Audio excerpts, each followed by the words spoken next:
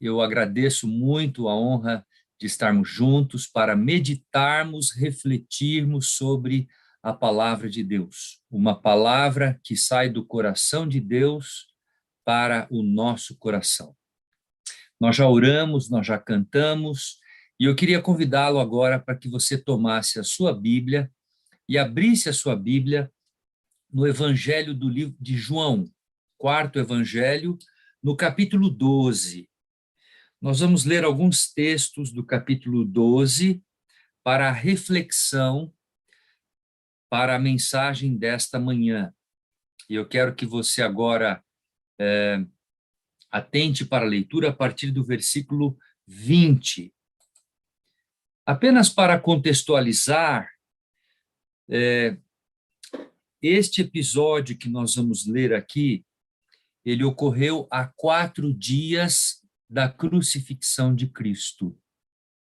Ou seja, nós estamos há 4 dias. Esse episódio aconteceu numa terça-feira.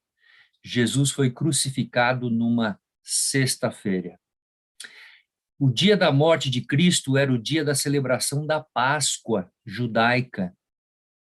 Portanto, nós estávamos aqui há 4 dias antes da morte de Cristo, da celebração da Páscoa. Jesus ele está se despedindo dos seus discípulos, dando-lhes as últimas orientações, as últimas palavras de conselhos. Mas, ao ele dar essas palavras de conselho, ele é surpreendido por um episódio que eu queria destacar a vocês através da leitura desse texto. A partir do versículo 20 do capítulo 12, diz assim: Ora, entre os que subiram para adorar durante a festa, havia alguns gregos. Notem, gregos no meio da festa da Páscoa. Estes, pois, se dirigiram a Filipe, que era de Betsaida da Galileia, e lhe rogaram: Senhor, Filipe, queremos ver a Jesus. Filipe foi dizê-lo a André, e André e Filipe, os dois, o comunicaram a Jesus. Respondeu-lhe Jesus: É chegada a hora de ser glorificado o Filho do Homem. Em verdade vos digo. Notem, olhe bem o que Jesus diz aos seus discípulos. É chegada a hora do Filho do Homem ser glorificado. Depois ele diz: em verdade eu vos digo, se o grão de trigo caindo na terra não morrer, fica ele só. Mas se ele morrer, produz muito fruto, diz a palavra de Deus. Verso 25. Quem ama a vida, perde-a. Mas aquele que odeia a vida neste mundo, preservá-la-á para a vida eterna. Quanta sabedoria nas palavras de Cristo aos seus discípulos. Era chegado o momento de Jesus se despedir dos seus discípulos. E se aproximava com grande rapidez o momento da crucifixão. Os seus discípulos já começavam a dar sinais de aflição e angústia. E eu quero lembrar a todos vocês que este evento, a morte de Cristo, não era apenas de interesse só para a nação judaica, mas para todo o mundo. Quando Jesus ouviu de forma surpreendente o pedido feito pelos gregos, que fora levado pela boca de 2 discípulos seus, Filipe e André, Senhor, queremos ver Jesus. Ele pôde observar os resultados, as primeiras colheitas de sua obra e do seu grande sacrifício aqui na terra.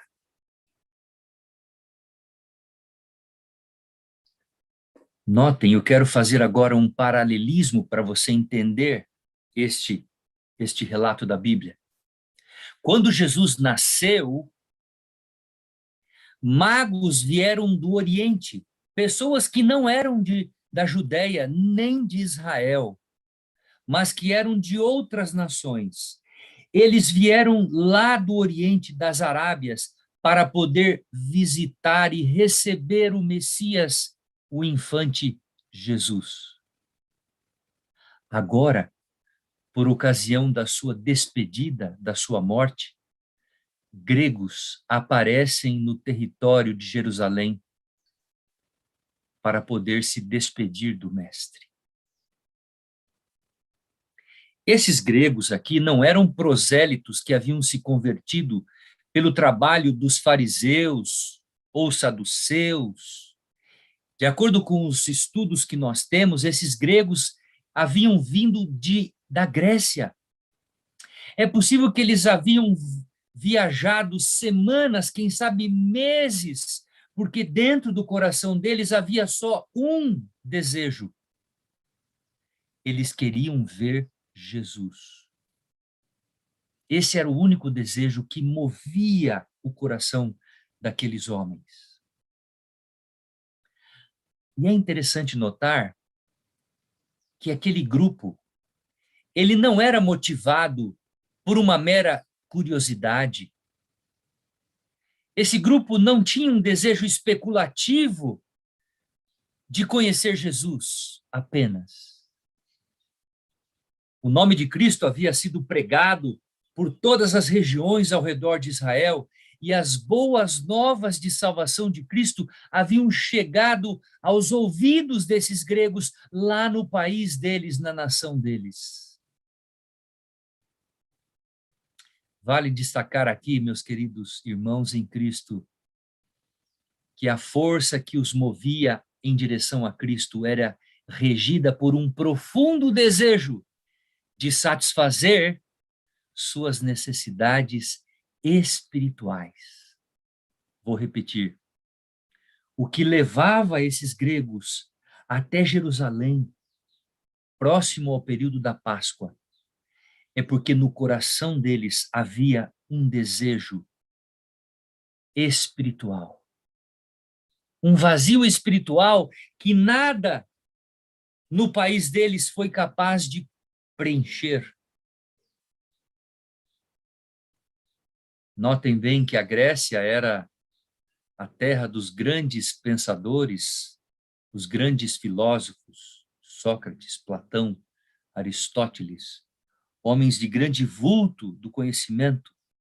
Mas aquele conhecimento não foi capaz de preencher o coração desses homens, não foi capaz de poder comunicar verdades ao coração desses homens, e no coração deles havia um vazio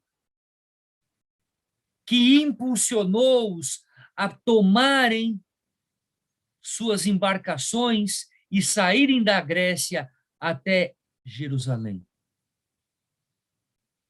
Dias e dias de viagem, porque no coração deles havia um só desejo. E o desejo do coração era: queremos ver Jesus. Porém, há um fato muito interessante nesse relato que eu queria chamar a sua atenção. O texto não fala sobre isso. Para que o desejo desses gregos fosse realmente atendido, era necessário que eles trouxessem Jesus para perto deles. Só que no momento que eles pediram para André e Filipe chamarem a Jesus, Jesus ele estava dentro do templo. Ele estava adorando no templo. Era o período de festas que precediam a festa pascal. E durante aquela semana, eles se reuniam diariamente no templo para poder prestar o seu culto ao Deus verdadeiro.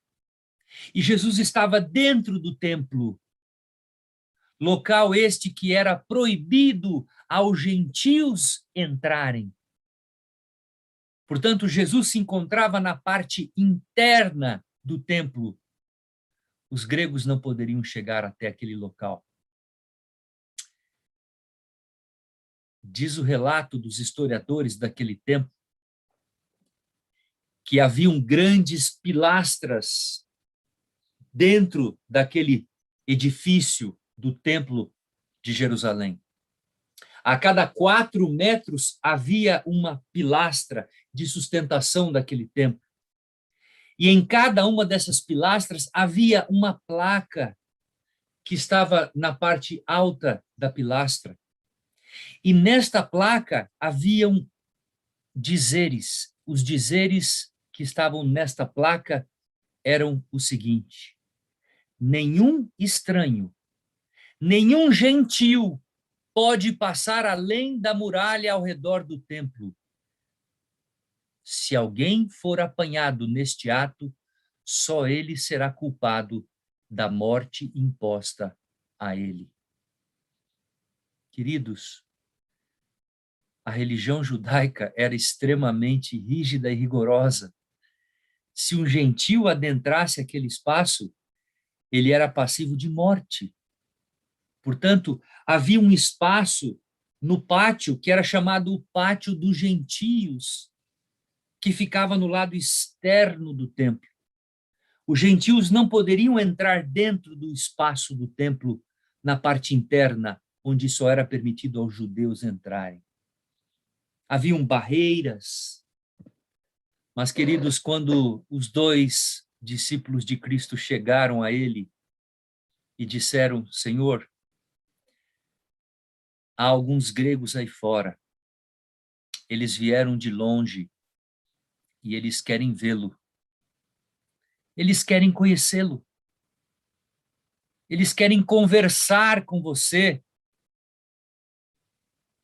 Bom, Jesus estava adorando no templo, ele poderia muito bem ter dito aos seus discípulos: ora, fale para eles que daqui a pouco eu vou atendê-los, deixe eu terminar aqui as minhas orações, as minhas súplicas, deixe eu acabar aqui o meu processo de adoração e logo mais eu vou atendê-los.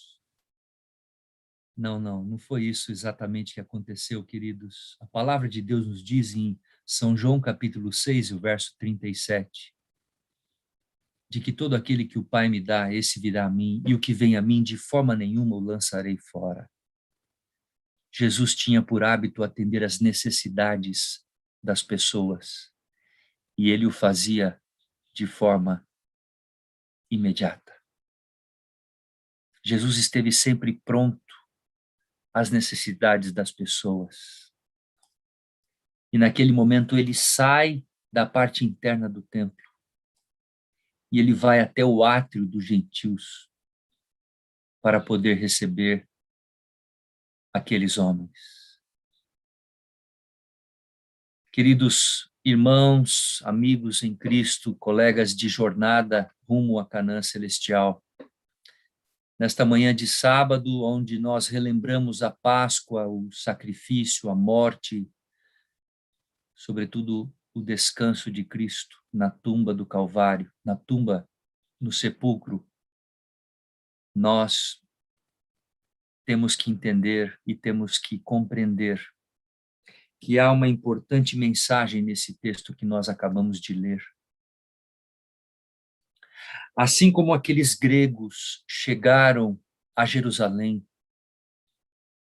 com um desejo no coração e procuraram um discípulo dizendo-lhe: queremos ver Jesus. Há milhões, bilhões de pessoas espalhadas sobre a terra que estão clamando em seu coração: queremos ver Jesus. Queremos ver Jesus. Há milhões e bilhões de pessoas que estão vivendo no meio do pecado, da maldade, da injustiça, da corrupção, da opressão. Pessoas que ainda não conhecem a Jesus, mas que no íntimo da sua alma, no íntimo do seu coração, possuem lá um vazio que nada nesse mundo é capaz de preencher. Nada nesse mundo. E no fundo da alma eles estão dizendo: queremos ver Jesus, queremos ver Jesus. Mostre-nos Jesus, mostre-nos Jesus. E eu quero dizer a vocês, queridos, que essas milhões e bilhões de pessoas, elas estão cansadas. Cansadas deste mundo, das fantasias, dos prazeres. Cansadas das decepções, das tristezas. Cansadas da depressão, das doenças que assolam a humanidade, destroem lares, famílias e levam os nossos queridos para a sepultura. As pessoas estão cansadas deste mundo, cansadas desta vida. E muitas delas, após inúmeras dezenas, centenas de tentativas, já concluíram que os seus desejos e as suas necessidades não serão plenamente satisfeitos enquanto eles viverem aqui nesse mundo. Mas ao olharmos para esse texto, amigos, esse texto nos revela uma importantíssima lição que eu quero chamar a sua atenção nesta manhã.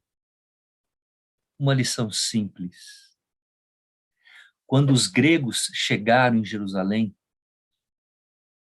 notem, ao eles chegarem em Jerusalém e saberem que Jesus estava num local aonde eles não poderiam chegar, aonde eles não poderiam alcançar, eles procuraram os discípulos de Cristo. Os discípulos foram os mediadores para fazerem com que Jesus pudesse chegar até eles. E nesta manhã, eu quero dizer a vocês, em alto e bom som, só há uma maneira das pessoas nesse mundo conhecerem a Jesus. Só há uma forma das pessoas conhecerem a Jesus nesse mundo. E esta é através de um discípulo. Através de um discípulo. Cada pessoa que entra no pátio da sua igreja está dizendo em seu coração, eu quero ver Jesus. Cada pessoa que se assenta no sofá de sua casa está dizendo em seu coração, eu quero ver Jesus. Cada amigo que trabalha com você, que se assenta ao seu lado no escritório, na sua empresa, cada pessoa que faz negócios com você, cada vizinho que partilha a sua casa na sua rua, está clamando em seu coração, eu quero ver Jesus, mostre-me Jesus, mostre-me Jesus. E nós precisamos compreender, meus queridos amigos e irmãos em Cristo, que não é a beleza do edifício da nossa igreja que irá revelar Jesus às pessoas. Nem mesmo as paredes, os bancos, os recursos tecnológicos. Não é a nossa cultura, nosso currículo, as nossas posições que alcançamos nesse mundo, não são as nossas riquezas, a nossa prosperidade, tudo isso podem ser meios, mas isso não vai revelar Jesus às pessoas. Não é tampouco o tamanho da nossa casa, o ano do seu carro, ou a beleza da sua roupa, da sua veste. As pessoas só poderão ver Jesus Cristo, meus queridos, através do exemplo puro e genuíno de um discípulo. E notem, todos nós fomos chamados por Cristo para sermos seus discípulos, todos nós. Crianças, adolescentes, jovens, adultos, idosos. Cada um de nós recebemos esse convite, recebemos essa responsabilidade para podermos revelar Jesus. E a nossa tarefa é exatamente esta, revelar Cristo ao mundo, pois o mundo está clamando, queremos ver Jesus, queremos provar o seu amor, queremos sentir o seu carinho, queremos estar em sua presença. Para tanto, a Igreja de Cristo necessita de verdadeiros discípulos, que sejam retratos autênticos, falados e vivos da pessoa de Jesus.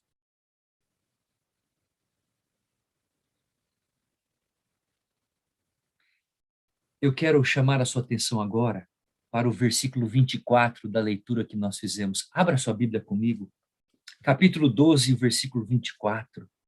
A palavra de Deus nos diz assim, no capítulo 12, o verso 24: em verdade vos digo, se o grão de trigo caindo na terra não morrer, fica ele só.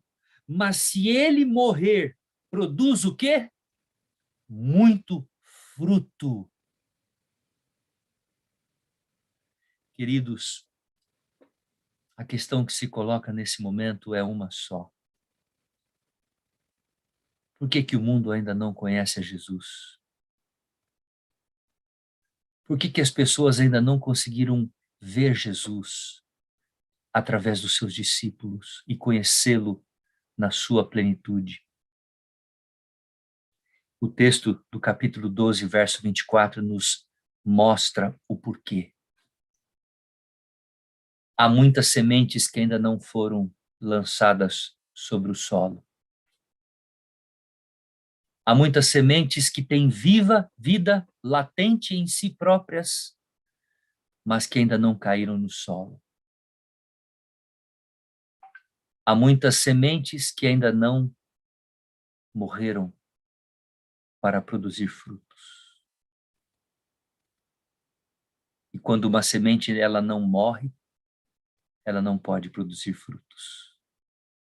Ela só é capaz de produzir frutos quando ela é lançada no solo. E ao ela se misturar com os nutrientes da terra, ela morre, mas ela morre para produzir frutos. Eu quero perguntar a você nesta manhã que me escuta por esse canal: há alguma coisa que está nos impedindo de nós sermos lançados no solo, a fim de produzirmos frutos? O que está impedindo a nossa vida cristã de nós produzirmos frutos para Jesus?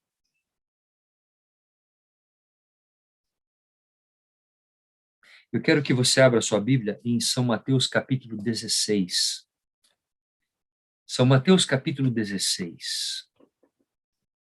E o verso 24. Abra sua Bíblia comigo. São Mateus capítulo 16 e o verso 24. A palavra de Deus nos diz nesse capítulo, verso 24, o seguinte: então disse Jesus a seus discípulos: se alguém quer vir após mim, a si mesmo se negue, tome a sua cruz e siga-me. Porquanto, quem quiser salvar a sua vida, perdê-la-á, e quem perder a vida por minha causa, achá-la-á. Pois o que aproveitará o homem ganhar o mundo inteiro e perder a sua alma? Ou o que dará o homem em troca da sua alma? Queridos, eu queria perguntar a você, nesta manhã de sábado, será que nós entendemos a mensagem que Cristo quer nos mostrar nesta manhã?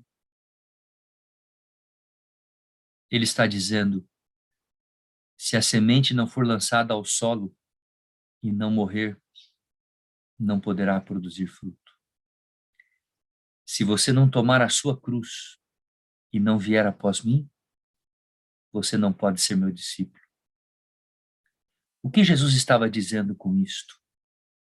Se nós cristãos não estivermos dispostos a abrir mão de tudo o que somos, de tudo o que temos, de todos os nossos pertences, de todos os nossos dons, talentos, todas as nossas forças e energias, se nós não tomarmos a cruz de Cristo, diz a palavra de Deus, Quer dizer, se você não estiver disposto a ir até as últimas consequências por amor a Cristo, Jesus disse, você não pode ser meu discípulo. Em outras palavras, se você não estiver disposto a morrer por minha causa, Jesus está dizendo, você não pode ser meu discípulo. Mas sabe, eu quero lembrar você nesta manhã de sábado, de todas as mortes, a morte mais difícil é a morte do nosso eu. É quando nós não conseguimos entregar o nosso eu a Cristo. Aí é que nós perdemos a batalha. É aí que nós deixamos de entender o que é o Evangelho. É aí que nós deixamos de ser discípulos de Cristo. É quando nós queremos controlar o nosso eu, garantir a nossa segurança, garantir o nosso conforto, garantir o nosso bem-estar. É quando nós não estamos dispostos a nos sacrificar por amor a Cristo, é que nós perdemos a consciência do Evangelho eterno de Cristo Jesus.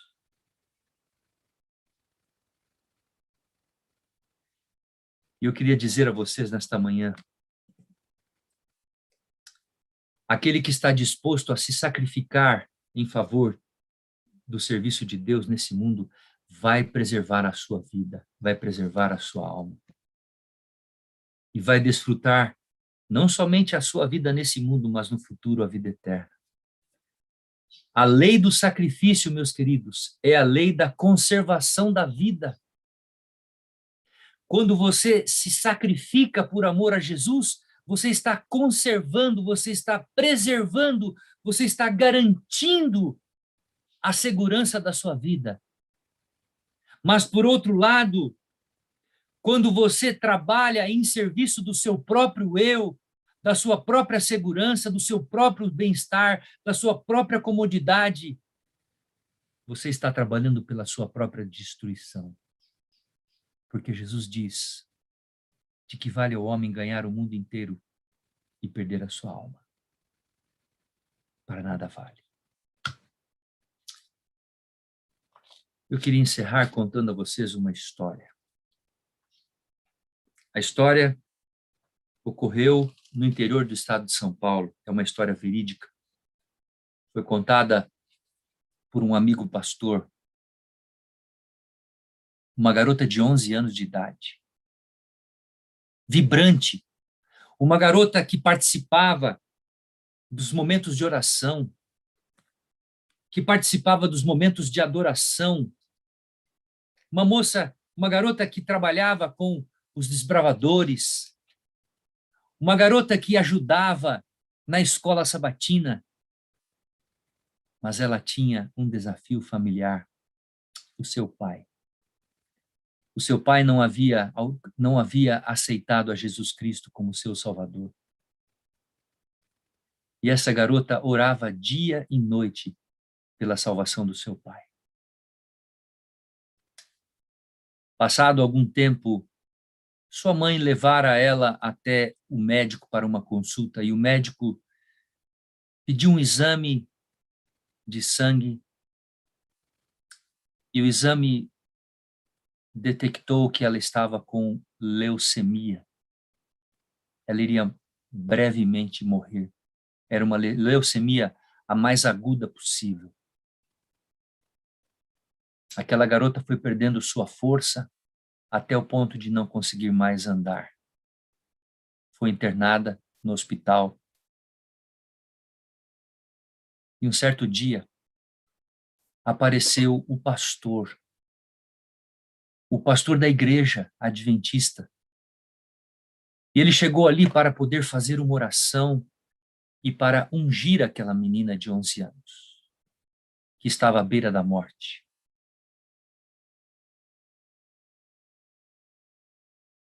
E ele, ao iniciar todo o cerimonial de unção, ele disse: eu vou fazer uma oração para você, pedindo que Deus possa curá-la.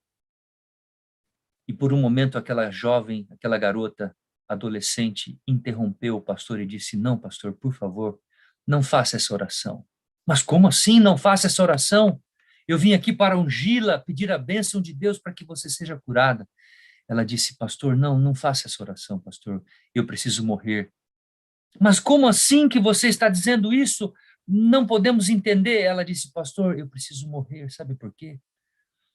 A minha família é uma família feliz, pastor, mas em casa eu tenho um pai que ele não aceitou Jesus. E eu preciso morrer. Sabe por quê? Porque ele nunca foi à igreja. E pastor, se eu morrer, no dia da minha morte, vocês vão levar o caixão para dentro da igreja, não vão? E o pastor disse: sim, nós vamos levar o caixão à igreja. E ela disse: e o senhor vai pregar um sermão falando sobre a vida eterna e sobre Cristo Jesus, não vai? Sim, eu vou fazer esse sermão. Então, pastor, se o senhor fizer esse sermão, o meu pai vai estar sentado na frente da igreja para ouvir a sua mensagem. E, pastor, essa é a única chance do meu pai ouvir de Jesus. Aquele pastor fez a unção, foi para casa. Passado alguns dias, aquela garota morreu. No seu sepultamento, o seu pai estava sentado na primeira fileira do banco da igreja. Aquele pastor fez um sermão poderoso, falando sobre a ressurreição, falando sobre a morte, sobre a esperança da vida eterna em Cristo Jesus. E ao final daquele sermão, enquanto o caixão era retirado, levado para o cemitério, formou-se uma grande multidão em volta daquele caixão, daquela garota. E após aquela garota ter sido sepultada, o pastor estava voltando para o seu carro quando alguém tocou ao seu ombro. E quando o pastor virou, era o pai daquela garota. E o pai daquela garota, se dirigindo ao pastor, lhe disse: pastor, eu escutei toda a sua conversa com a minha filha no hospital. Eu estava no banheiro. Eu não pude sair do banheiro. Eu tive ódio. Eu não queria ouvir as suas palavras, pastor. Mas, por favor, pastor, fale para mim. Se eu aceitar a Jesus, um dia eu poderei ver a minha filha novamente. Eu poderei receber Jesus nas nuvens dos céus para reencontrar minha filha novamente. O pastor disse: sim, se você aceitar a Jesus como seu salvador pessoal, você poderá receber a sua filha novamente nos seus braços.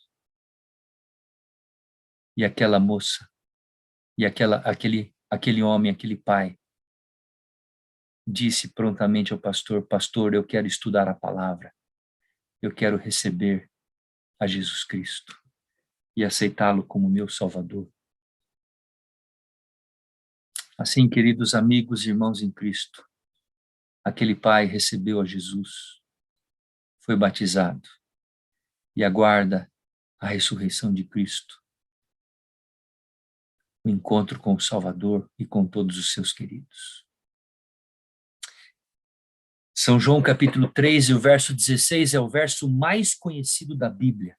Nós todos sabemos de cor, porque Deus amou o mundo de tal maneira que deu o seu Filho unigênito, para que todo aquele que nele crê não pereça, mas tenha vida eterna.